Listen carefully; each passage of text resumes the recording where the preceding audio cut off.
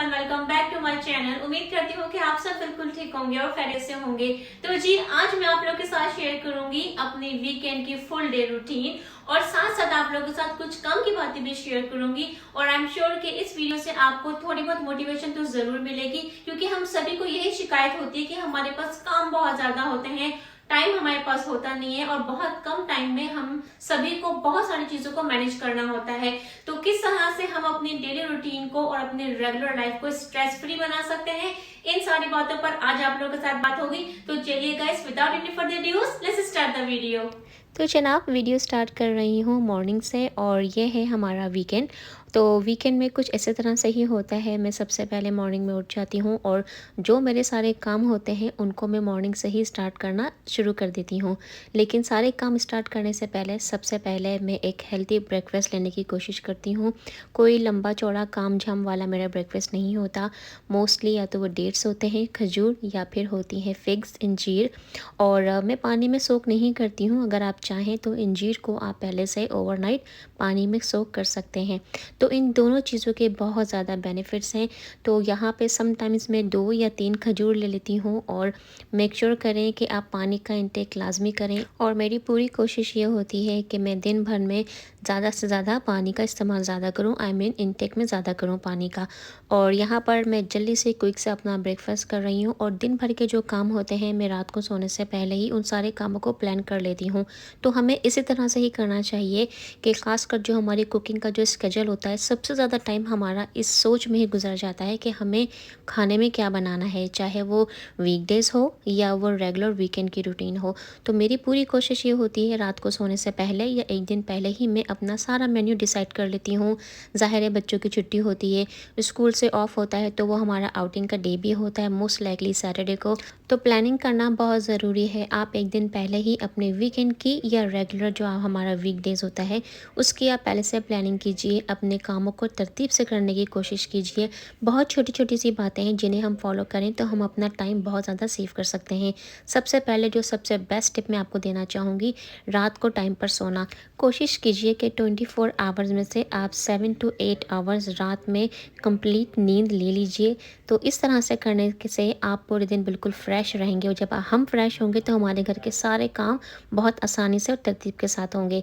इसके साथ साथ मील प्लानिंग करना, जैसे यहाँ पर मुझे गर्बांजो बीन्स, छोलों को मुझे बॉईल करके रखना था, तो मैंने रात को ही गर्बांजो बीन्स को अच्छी तरह से वॉश करके पानी में सोक कर दिया था। अब आपकी मर्ज़ी है, चाहे आप इन छोलों को इंस्टेंट पॉट में बॉईल करें या रेगुलर पॉट में।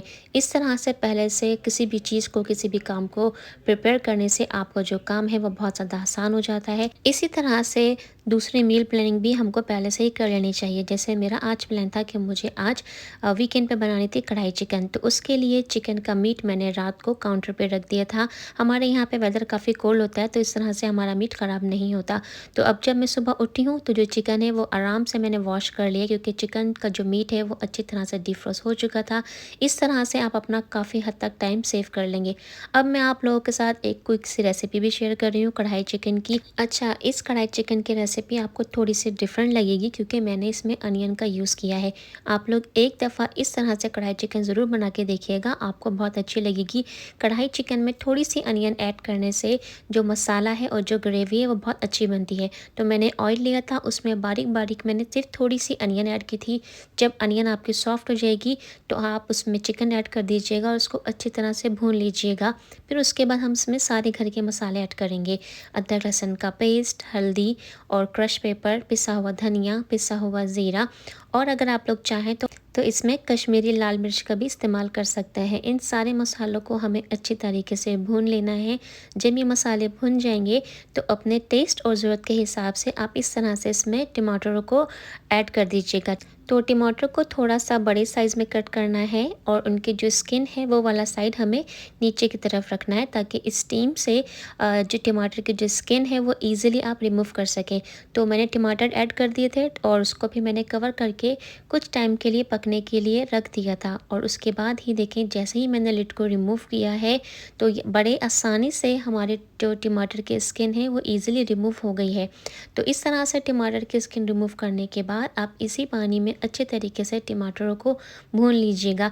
और अब मैं यहाँ पे आपके साथ कुछ स्पाइसेस शेयर कर रही हूँ, जिसमें है कुटा हुआ धनिया, कुटा हुआ ज़ीरा और कुटी हुई जो ब्लैक पेपर होती हैं, काली मिर्चें और वाइट पेपर जिसे हम दखनी मिर्च भी कहते हैं। इन चारों चीज़ों को आपको हल्का हल्का दरदरा सा कूट लेना है। और ये सारे जो ड्राई स्पाइसेस हैं हम दम पे डालेंगे। और इसके साथ साथ ही आप हरा धनिया और गार्निश के लिए और फ्लेवर के लिए ग्रीन चिलीज़ का भी ऐड कर सकते हैं। तो ये तो हो गई जनाब कढ़ाई चिकन की क्विक से रेसिपी। अब यहाँ पे तैयारी है लंच बनाने की। तो कढ़ाई चिकन थी लंच में और साथ में मैं बना रही हूँ पराठे और कुछ रोटियाँ। तो जो टिप मैं आप लोग के साथ यहाँ शेयर करना चाहूँगी वो ये है कि अगर हम पहले से ही अपने दिन को प्रिपेयर कर लें और हम एक स्केड्यूल बना लें कि हमें सुबह उठ के क्या करना है, किस तरतीब से हमें अपने काम करने हैं, क्या हमें कुकिंग करनी है, तो हमारे जो दिन भर के काम हैं वो बहुत आसानी से और टाइम पर भी हो जाएंगे।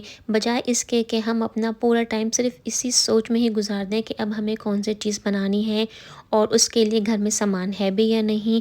तो अगर हम पहले से ही अपने दिन की रूटीन को सेट कर लें और एक स्केड्यूल बना लें कि हमें कौन से दिन कौन कौन से काम करने हैं और उनमें से सबसे ज़्यादा काम कौन सा ज़रूरी है जो हमें पहले से करना है, तो हमारी रूटीन बहुत ज़्यादा आसान हो जाएगी। तो लंच कंप्लीट करने के बाद मैं यहाँ पे आई हूँ अपने बेडरूम में, क्योंकि हस्बैंड मेरे उस वक्त सो रहे थे तो मैं अपना बेडरूम जो है वो क्लीन नहीं कर सकी थी।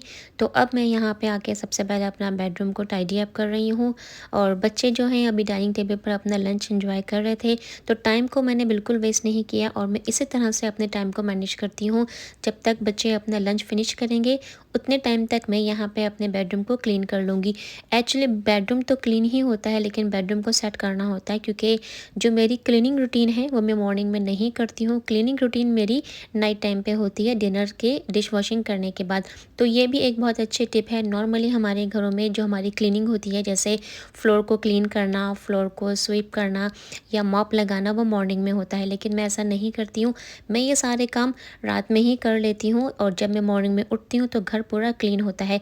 तो ये भी एक बहुत अच्छी टिप है, आप इसको ज़रूर फॉलो कीजिएगा। इस टिप को फॉलो करने से भी आप अपना बहुत टाइम सेव करेंगे। तो जब तक मैंने अपने रूम को सेट किया तब तक बच्चे लंच करके फ्री हो चुके थे और अब यहाँ पर फ़ौरन आ गई हूँ मैं किचन को क्लीन करने के लिए।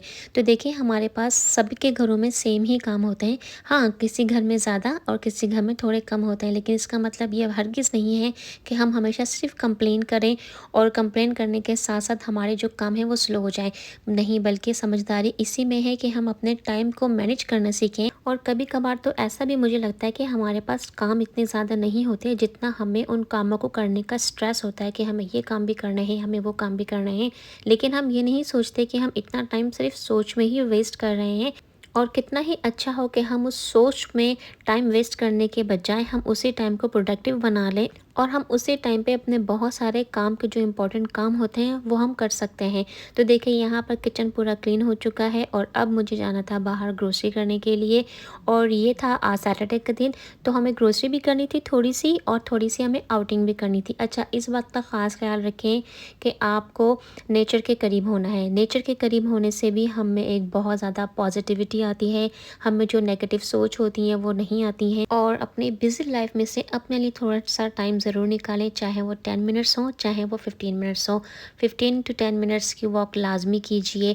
इसके साथ साथ आप बुक रीड कर सकते हैं। अगर आपको बुक रीड करना अच्छा लगता है तो आप अपने लिए थोड़ा सा टाइम निकाल के अपनी बिजी रूटीन में से बुक रीड कर सकते हैं। किसी दोस्त से बात करना आपको अच्छा लगता है जो आपको पॉजिटिव एनर्जी भी दे और जो आपको एक पॉजिटिव एडवाइस भी दे। आप इस तरह से दोस्तों से बात करके भी ख़ुद को फ्रेश कर सकते हैं। सबसे ज़्यादा इम्पॉर्टेंट बात, ख़ुद को दूसरों से कंपेयर ना करें। हम सबकी लाइफ डिफरेंट है, सबकी रिस्पॉन्सिबिलिटीज़ डिफरेंट है, सबकी जो लाइफ स्टाइल है वो डिफरेंट है। तो कभी भी अपनी लाइफ को किसी दूसरे के लाइफ से कंपेयर मत करें। तो ये सारी बातें जिनको फॉलो करके हम अपनी लाइफ को काफ़ी हद तक ईजी और स्ट्रेस फ्री बना सकते हैं। तो यहाँ पर मैं आई हूँ बिज़नेस कॉस्ट को। मुझे यहाँ से चिकन पिक करनी थी तो मैंने 2 चिकन के बॉक्सेस पिक किए हैं। एक है चिकन की थाई पीसेस और एक है चिकन के बोनलेस पीसेस। तो यहाँ से थोड़ी सी शॉपिंग करने के बाद अब हम दोबारा घर पर आ चुके हैं और यहाँ पर मैं आप लोग के साथ एक क्विक सी पेस्ट्री की रेसिपी शेयर कर रही हूँ। इसे मैंने नाम दिया है पेस्ट्री का। आप लोग मुझे बताइएगा कि आप लोग इसे क्या कहेंगे। तो जो क्रोसेंट होते हैं वो मैंने लिया है, उसको बीच में से कट कर लिया है और यहाँ पर मैं 2 तरह के नट्स यूज़ कर रही हूँ, एक है बादाम और दूसरा है अखरोट, वॉलनट और आलमंड्स। आप अपनी चॉइस के हिसाब से, अपनी पसंद के हिसाब से कोई भी नट्स यूज़ कर सकते हैं। तो उनको आप हल्का सा क्रश कर लीजिएगा और फिर यहाँ पर मैं उसमें एक फिलिंग ऐड कर रही हूँ जो है स्ट्रॉबेरी की। तो यहाँ पर मैंने 2 काउंटर पर स्ट्रॉबेरी के जैम रखे हैं। अगर आपको इसके अलावा कोई दूसरा फ्लेवर पसंद हो या जो आपके पास अवेलेबल हो, आप उसी तरह से इस पे एक जो स्प्रेड है वो स्प्रेड कर दीजिएगा। आई मीन जैम हो या जेली हो, जो भी आपको पसंद हो, इस तरह से उस पे हल्का सा स्प्रेड करने के बाद जो फिर हमने जो ड्राई नट्स थे और जिसे हमने क्रश किया था उसको आप ऊपर से स्प्रेड कर दीजिएगा और फिर इस तरह से सेट करने के बाद इसको आप एयर फ्राई में हल्का सा बेक कर लीजिएगा। अगर आपके पास एयर फ्राई है तो बहुत अच्छा है, और अगर नहीं है तो आप इसको ओवन में भी बना सकते हैं। और अगर आपके पास दोनों चीज़ें अवेलेबल नहीं हैं तो आप रेगुलर किसी भी फ्राई पैन में आप इसको हल्का सा कुक करके इस तरह से आप इसको क्रिस्पी कर लीजिएगा। तो यहाँ पर मैं इसको बना रही हूँ एयर फ्राई में, तो मैंने एयर फ्राई को सेट किया था 400 डिग्रीज़ पर, और आप अपने टाइम के हिसाब से आपको कितना इसको क्रिस्पी करना है उतनी देर तक आप इसको एयर फ्राई में कुक कर लीजिएगा, आई मीन बेक कर लीजिएगा।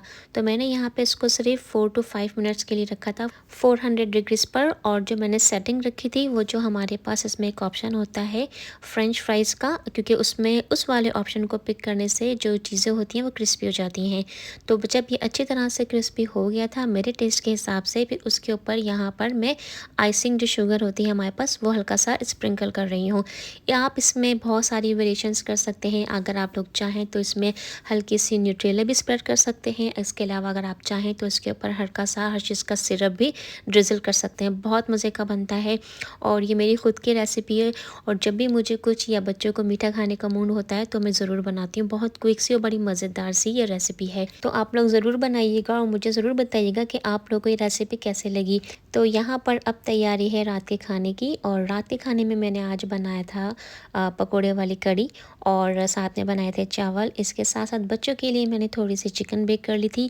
मैं अक्सर अपने फ्रिज में चिकन को मैरिनेट करके रखती हूँ, और अगर जब मैं इस तरह के खाने बनाती हूँ जो बच्चों को इतने ज़्यादा खास पसंद नहीं होते तो उनको मैं फिर चिकन ग्रिल करके दे देती हूँ। तो इस तरह से वो भी खाने को काफ़ी इंजॉय करते हैं। तो जनाब इस तरह से मैं अपना वीकेंड या अपनी जो रेगुलर रूटीन है उसको प्लान करती हूँ। जिस तरह से मैं अपनी जो लाइफ है उसको काफ़ी इजी बनाती हूँ, स्ट्रेस फ्री बनाती हूँ। इसी तरह से अगर हम पहले से हर चीज़ को प्लान कर लें और कुछ चीज़ों की या अपने दिन को गुजारने की प्रिपरेशन अगर हम पहले से कर लें तो हम अपने डेली रूटीन को, अपनी लाइफ को बहुत ज़्यादा इजी, आसान और स्ट्रेस फ्री बना सकते हैं। आप लोग मुझे कमेंट बॉक्स में ज़रूर मेंशन कीजिएगा कि आप लोग के क्या टिप्स हैं, किस तरह से आप लोग सोचते हैं कि हम अपनी लाइफ को और ज़्यादा आसान और स्ट्रेस फ्री बना सकते हैं। हमेशा याद रखें, काम हमारी ज़िंदगी का हिस्सा है और हमें काम करने के साथ साथ ही अपनी ज़िंदगी को आगे बढ़ाना है, अपनी ज़िंदगी को एंजॉय करना है। तो क्या ही अच्छा हो कि हम बजाय उन कामों को स्ट्रेस लेके करने के, अगर हम उन्हीं कामों को खुशी खुशी करें, टाइम पर कर लें और पहले से प्लान करके कर लें तो कितनी आसान हमारी ज़िंदगी हो जाए, हमारे हर काम बहुत आसानी से हो जाए, खुश असलूबी के साथ हो जाए और खुशी खुशी हो जाए। तो जनाब सारी कुकिंग कंप्लीट करने के बाद यहाँ पर मैं अपने स्टोव को क्विकली क्लीन कर रही हूँ। तो ये मेरा बड़ा सिंपल सा तरीका है अपने स्टोव को क्विकली क्लीन करने का। आप कोई भी क्लीनर ले लें या आप घर में भी क्लीनर बना सकते हैं। एक स्प्रे बॉटल ले लीजिए, आप उसमें थोड़ा सा पानी, विनेगर और जो हमारा डिश वॉशिंग लिक्विड सोप होता है उसकी कुछ ड्रॉप्स डाल दीजिए। अगर आप चाहें तो उसमें फ्रेश लेमन के 2-3 ड्रॉप्स भी डाल सकते हैं। शेक करके रख लीजिए और इस क्लीनर को आप किसी भी जगह पे यूज़ कर सकते हैं क्लीनिंग के लिए। तो मैं इसी तरह से ईच एंड एवरी कुकिंग के बाद अपने स्टोव को क्लीन रखती हूँ। और यह बहुत अच्छी टिप है कि अगर आप लोग भी हमेशा कुकिंग करने के बाद अपने स्टोव को इस तरह से क्विक सा क्लीन कर लेंगे तो आपका स्टोव भी हमेशा क्लीन रहेगा। तो फ्रेंड्स ये था आज का व्लॉग। आई होप कि आपको वीडियो पसंद आई हो। वीडियो अच्छी लगी हो तो वीडियो को लाइक जरूर कीजिएगा। कमेंट बॉक्स में जरूर कमेंट करके अपनी राय का इजहार कीजिएगा। आई होप कि इस वीडियो से आपको थोड़ी बहुत मोटिवेशन जरूर मिली हो। और गाइज इसके अलावा I am also active on Instagram. I am gonna share my Instagram ID up here. अगर आप लोग चाहें तो मुझे इंस्टाग्राम पे फॉलो कर सकते हैं। इंस्टाग्राम पे मैं आप लोगों के साथ शेयर करती हूँ अपने कुकिंग की वीडियोस और एवरीडे स्टोरी भी शेयर करती हूँ। तो गाइस आज के व्लॉग में इतना ही। अगर आप लोग हमारे चैनल पर नए हैं तो चैनल को सब्सक्राइब जरूर कीजिएगा। अपना बहुत ज्यादा ख्याल रखें। नए व्लॉग में और एक अच्छे से नए कंटेंट के साथ आप सभी से बहुत जल्द मुलाकात होगी। अल्लाह हाफिज।